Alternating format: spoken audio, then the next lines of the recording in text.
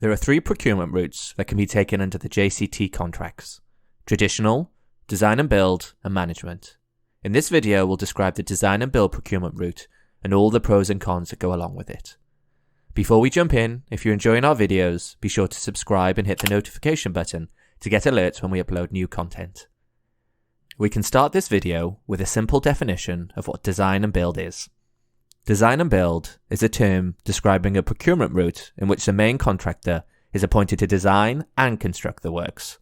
In this setup, the contractor is responsible for the design, planning, control, organisation, and construction of the project to the employer's requirements.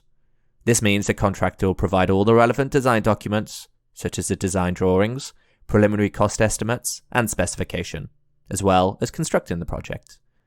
As it's seen as a single point of responsibility, some clients prefer to use this method only for simpler projects, where design quality is not the main consideration. Design and build contracts are usually awarded under the following situations: where there is a need to make an early start on site, as there can be an overlap between design and construction; where the client wishes to minimize their risk. This can be achieved by having no responsibility for design. For technically complex projects, which can benefit from the contractor's expertise, or simple projects where the design quality is not the main consideration. Where the employer does not want to retain full control over the design development. The predominant payment method for design and build contracts are awarded under a lump sum JCT contract, as it reduces the risk and management on the client. In future weeks, we'll provide a video outlining different contract types and how they vary. The design and build procurement route has a lot of advantages and disadvantages. The main advantage is that the client has a single point of responsibility for the design and construction of the project. This can result in an earlier start on site, earlier price certainty, and a reduction in responsibility and management on the client. Some people, however, are not major fans of this route.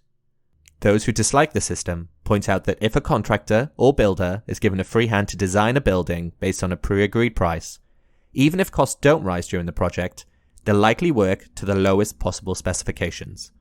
Clients also have to commit to a concept design early, and if there are any changes to the design at a later stage, the contractor will most likely request an expensive cost variation.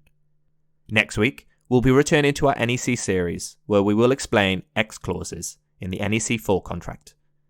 While you wait, why don't you browse our previous uploads? These span from our NEC and JCT contracts to passive house construction and IR35 legislation. Metroun, a commercial hub to your business.